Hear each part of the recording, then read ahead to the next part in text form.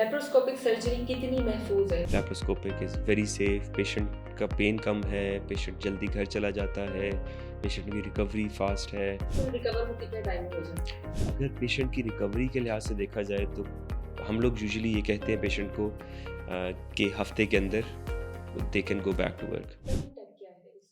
तो tummy tuck is a very different surgery. Okay. ठीक है, टमी टक में जो आपके पेट के नीचे की चर्बी का हिस्सा है, हुँ, आपकी नाव के नीचे की, जी, जी। उसको निकाल दिया जाता है। Very different surgery. यूजुअली खवातीन का नाक के नीचे ख़वातीन वाला का पेट का बिल्कुल, हिस्सा जो है बिल्कुल, वो बहुत बिल्कुल, बड़ा होता स्पेशली है। सी सेक्शंस के बाद जी, वो ज़्यादा बढ़ जाता है। तो वो वाला एरिया निकालने को टमी टक बोला जाता है। ठीक है। Very different from bariatric surgery, this is a okay, plastic surgery. That's another thing. हाँ, दैट्स अनदर सर्जरी। ठीक है, लेप्रोस्कोपिक सर्जरी कितनी महफूज है? लाइक उसमें सेफ्टी भी क्या है और उसके खतरात या आप कह लें प्रोज़ एंड कॉन्स हर चीज़ में ही होते हैं। डेफ़िनिटली, तो डेफ़िनिटली। ये बताइए? लैप्रोस्कोपिक सर्जरी अब तो मेरे ख़्याल से वेरी सेफ़ है, वेरी, वेरी सेफ़। सो हम लोग लैप्रोस्कोप के ज़रिए, लैप्रोस्कोप छोटे-छोटे सुराख के ज़रिए, जी। कैमरे के ज़रिए ऑपरेशन को बोलते हैं। तो हम लोग उसके ज़रिए सब सर्जरीज़ कर सकते हैं, even cancer surgeries, even intestines removal, kidney removal, हम लोग सब कुछ उन्हीं छोटे-छोटे सुराखों के ज़रिए किया कर सकते हैं। ओके। ठीक है। वेरी सेफ सर्जरी, सेफ इसलिए भी है कि इसमें मैग्नीफिकेशन थोड़ी ज़्यादा होती है। हम जो आँखों से देख सकते हैं, वो एक सर्टेन हाँ, एग्ज़ैक्टली आप मैग्नीफिकेशन है। बिल्कुल, जो हम कैमरे में देख सकते हैं, हम उसको और मैग्नीफाई बारीक देख करके देख सकते हैं। सकते हैं, बिल्कुल।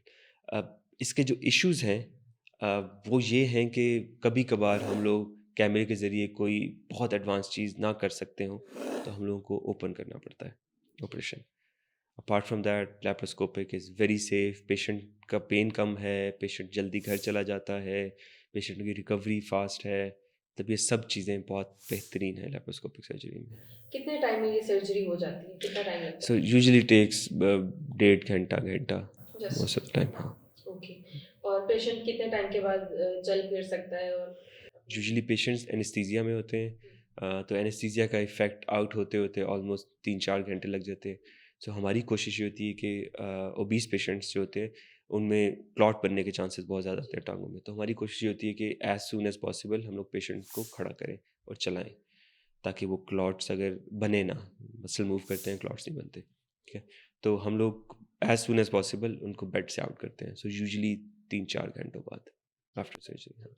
अच्छा, ऑब्वियस जो पेशेंट्स होते हैं उनके बारे में सॉरी जिनको शुगर हो या इस हुँ, हुँ। तरह उनका कहा जाता है ना कि इनकी बॉडी पे अगर कहीं पे कट लग जाए या कोई ऑपरेट करे तो मल्टीपल चीज़ें देखनी पड़ती हैं। तो ऐसे पेशेंट्स अगर आपसे सर्जरी करवाना चाह रहे हैं या डाब जो कोई या किसी को हार्ट का मसला है या कुछ और issues blood so pressure. Diabetic patients में कभी-कभार होता है कि वुंड हीलिंग इफ़ेक्ट होती है, ठीक है? लेकिन हमारे सुराख तो बहुत छोटे-छोटे होते हैं।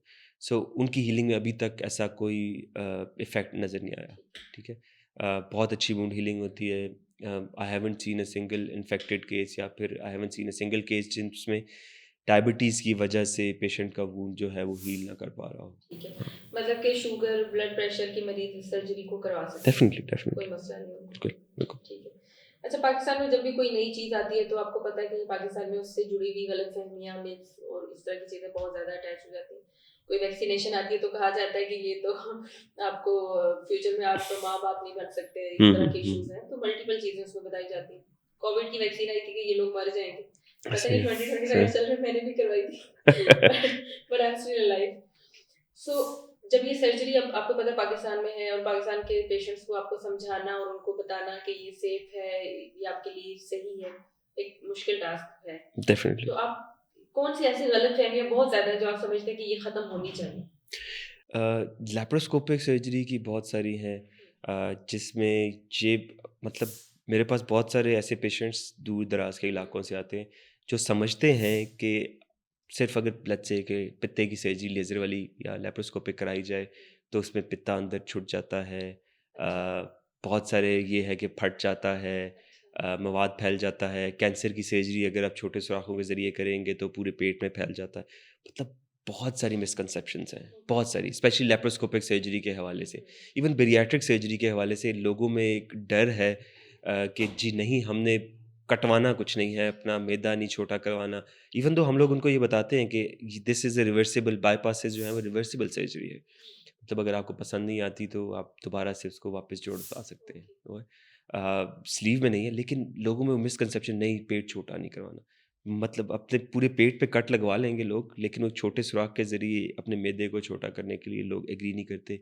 इवन दो मैंने वो पेशेंट्स देखे हैं जो 2-200, 250-250 केजी के हैं, but they are not willing कि वो बैरिएट्रिक सर्जरी करवाएँ, लेकिन वो विलिंग होते हैं कि वो टमी टक करवाने के लिए, कि वो सिर्फ़ और सिर्फ़ टमी टक करवा के ठीक हो जाएँगे।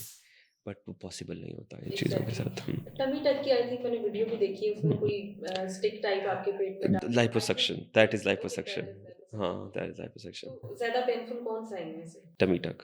टमी टक हाँ, उस उसमें बिकॉज़ क्या करते हैं? टमी टक में बहुत बड़ा चीरा है, सो आपके पूरे अच्छा पेट काट पर, देते हाँ, हैं। पूरे पेट पे एक ओके पूरा कट लगता है एंड देन वो पूरे टमी का हिस्सा वो निकाल दिया जाता है। ओके, वो तो हाँ, फिर डेफिनेटली। हाँ, वेरी पेनफुल। तो वेट लॉस सर्जरी के बाद मरीज की रिकवरी, आपने जैसा कि बताया कि 3-4 दिन के बाद आप उनको डिस्चार्ज कर देते हैं। फर्स्ट डे के बाद, ओके, फर्स्ट डे के हाँ, बाद, सॉरी पेशेंट, हाँ, 3-4 घंटे के बाद चलना चलना स्टार्ट शुरू होगा हो उनका। जाता है। एग्जैक्टली। Exactly, exactly. तो कितने टाइम में वो रिकवरी उनकी हो जाती है? वेट लॉस तो आपने बताया कि उसमें कुछ मंथ्स लग जाते हैं कि डेफ़िनिटली, वो हाँ, हर मंथ ऐसे ही वेट है, लॉस ऐसे ही करते है। हैं। तो फुल रिकवर वो कितने टाइम में हो जाते हैं? सो पेशेंट को हम लोग 1 दिन के लिए रखते हैं, नेक्स्ट डे पेशेंट घर होता है। पेशेंट चल फिर सकता है। अ, अगर पेशेंट की रिकवरी के लिहाज से देखा जाए तो हम लोग यूजुअली ये कहते हैं पेशेंट को कि हफ्ते के अंदर they can go back to work. But मेरे ऐसे पेशेंट्स भी हैं, मेरे ऐसे डॉक्टर पेशेंट्स हैं जो कि नेक्स्ट डे सर्जरीज कर रहे थे। सो अच्छा। इट, हाँ, so it all depends on कि आपका थ्रेशोल्ड कितना है पेन का। ठीक, यूजुअली ये होता है कि कुछ दिन बाद आपको वीकनेस शुरू हो जाती है। सो इमेजिन दिस कि आप जैसे डाइटिंग कर रहे हैं, सो उसी तरह से आपको वीकनेस शुरू हो जाती है and then your body get use to the weight loss. ठीक, कुछ हफ्तों में, 2-3 हफ्तों में, ठीक। ठीक है, your body get use to it, लेकिन वो वीकनेस आपको रहेगी को 2-3 हफ्ते। तो that's a part of your recovery phase. Exactly. ठीक, जो ज़ख़्म है, जो वुंड है, they are completely fine. After 10 days हम लोग स्टिचेज़ निकाल देते हैं 10 दिन के बाद, and the patient can go back to normal routine के कामों के लिए।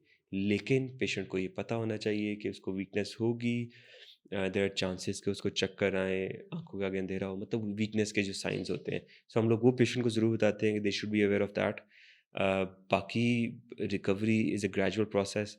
जो अंदर के टाँके हैं, इमेजिन कर सकती हैं कि वो 10-15 दिन में दे आर कंप्लीटली फाइन, क्योंकि हम 10-15 दिन में पेशेंट्स को खाने अलाउड कर देते हैं कि वो कुछ भी खा पी सकता है। सो 10-15 दिन में दे आर कंप्लीटली फाइन। जो उनको डिज़ॉल्व होने में टेक्स मंथ्स, लेकिन वो टाइम पीरियड उनकी रिकवरी का टाइम पीरियड नहीं है, बिकॉज़ जो पेन होती है वो जी, जी। सिर्फ़ ऊपर के ज़ख्म की होती है, अंदर वाले ज़ख्मों में अमूमन पेन नहीं होती। कुछ क्रैम्प्स वगैरह पड़ते हैं पेशेंट्स को, but they are a part of recovery as well. Okay. So patient कह सकते हैं 10 दिन में patient is should be completely fine.